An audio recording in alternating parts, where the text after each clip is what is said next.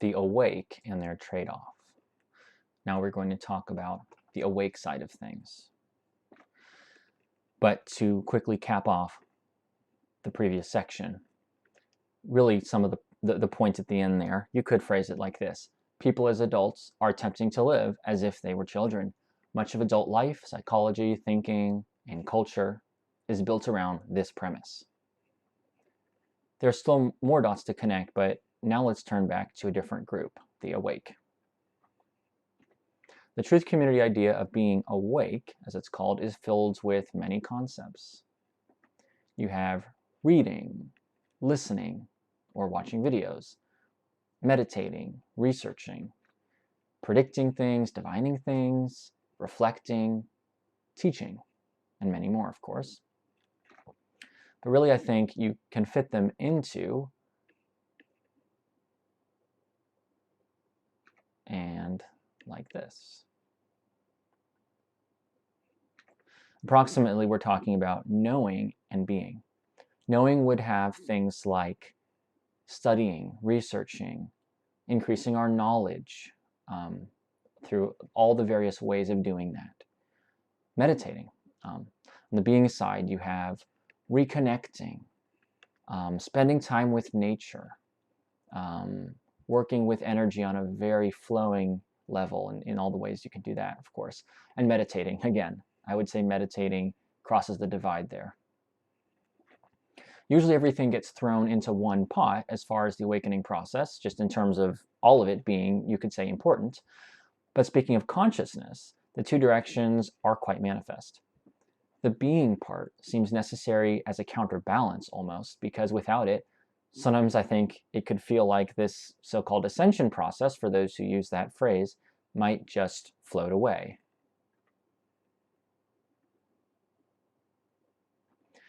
Sometimes, this kind of a thing could be an aspect of what's called grounding. The being, the grounding, settling down, right? Knowing the ins and outs of this world and how it works is certainly notable. It spirals in many directions, of course, the knowing part, including conspiracies, our true history, or Akashic records, timelines, and all of that. The matrix, the control grid, all the ways in which the control works. Oh, of course, contact, all the various topics involved with contact and different beings, etc. Aura mechanics. But one point can get swallowed up. When you live in the framework of awakening and ascension, your world can become awakening and ascension. Let's try to visualize this. An upward process, going up the ladder, up the staircase. But you can really move here in two directions. There's sideways and up. I would say the sideways is really what we're calling being, and up is knowing. Now the rather interesting, or you could say controversial bit. I think awake communities have a bias for the upward, which is knowing. In practice, the knowing faculty is really the one that's emphasized. This is less about any intention, I think, so much than about the way that consciousness works. Because if you want to get out of something, out of a system, you can't really be in it. Or can you? It's a pretty big conundrum. Again, this is a very dense idea, very complex idea, very fascinating. And it ripples, I think, in many different directions. But really, practically speaking, if you need to know about where you are, a lot of your energy is probably going to go in that direction. But is there a way to be as someone who is awake? It can be incredibly difficult to live in this world, which is a collision of different layers of knowing and consciousness, something that's often overlooked insofar as its implications for being. Indeed, something in our midst seems to yearn for a more complete system, one that would be closer to patterns or templates, let's say, or how they might feel, or what memories we might have drawing us towards the notion of a harmonious pattern. Can't I just relax here? Will this place ever feel whole? These questions ricochet for the awake person too. And then on the macro level, what about the awake person's relation to just society as a whole, the whole massive society?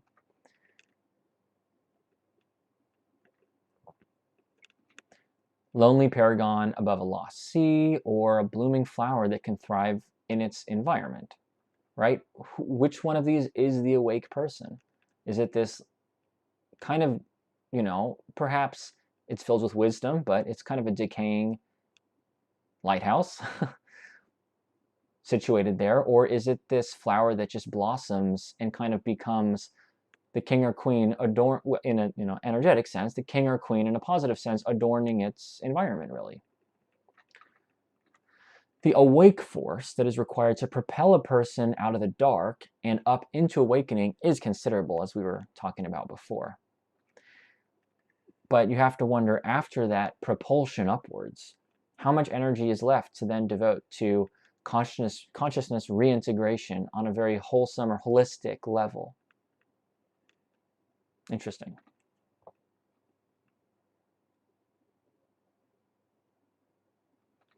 This all brings us back to the consciousness seed, which is the feeling that we can go wherever we want or do whatever we want.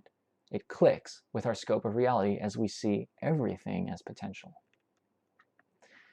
This concept is natural and automatic. Then, as we said, it dims with age.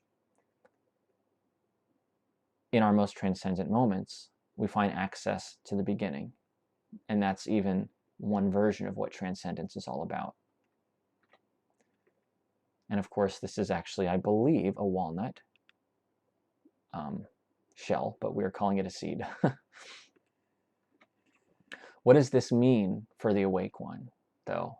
This consciousness seed and everything we were saying about the promise and importance of that state.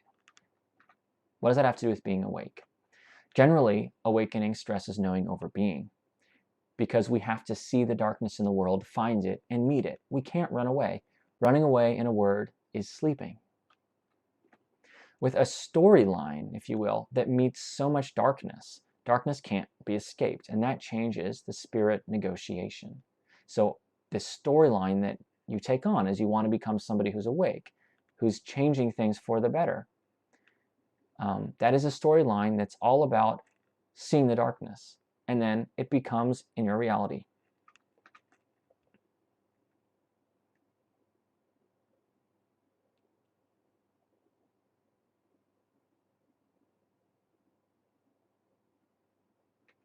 The awareness movement has its own light too, of course. There's plenty of positive outcomes, there's love, there's lots of hope, and more. However, I think this can sometimes be difficult to separate, to separate the light outcomes and wishes from the dark, actually, on a consciousness or timeline level, which is a tricky concept, but without going too far into that right now, I would say that we're talking about here, in the awake communities, it tends to be positive outcomes after the suffering. It's a fine point here. It's a subtle point. But from a consciousness standpoint, we are talking about something that comes later and something that is, in a sense, from a history or time perspective, a bit interlinked. And this is subtle. We are defining our own realities. We are deciding what we want to know. And this is one of the trickier bits. Again, you call out the dark as the awake person, but what do you replace it with? The vision isn't necessarily all-encompassing, and I think there is an asymmetry there. Because you are, I think, taking for granted certain energetic threads of the matrix reality too, even as you work to reform, reconstitute, and rebuild our world. Of course, this is subjective. So this seed again, I think, this consciousness seed going all the way back to the sense of everythingness, possibility, and what we've been discussing. I think when it comes to the awake community, with, again, the knowing and the being, what tends to happen is, you have to ask, where are we on this spectrum, if you see what I mean by all of this, right? How far back are we going towards that seed, or are we opting to stay a bit farther out? Are we keeping our sense of possibility and hope, our sense of being able to dream and imagine, all of those things? Are they kind of an item or a subset here, or even way out here? Or do they go all the way back? Where along that flow do they occur? The seed being, of course, the host of all majesty, or everythingness. Here's one more metaphor to explain this phenomenon. A tree. Which twig are we on? Which branch, or even which tree? So what we're talking about is, if you look at any point on one of these trees and follow the trunk up and follow one of the branches and look for one of the small, teeny tiny twigs, you could even do that right now. Just whichever one you're drawn to, think about a teeny tiny twig with the leaves on it. Okay, and this is again going to be a more subtle thing, but what we're talking about here is, when we consider the scope of all possibility and reality, all these good outcomes we're hoping for, the dismantling of the negative parts of the matrix, ascension, getting positive technologies, space and star travel, whatever the aspects of the positive future that you're looking forward to, whichever aspects tend to be prominent within these awake and truth communities. There's a whole variety there, and it's not the same for everyone. But if you think of all that positivity, right, those wishes and dreams and hopes, and put that on the twig, right? And the twig's representing where we are now.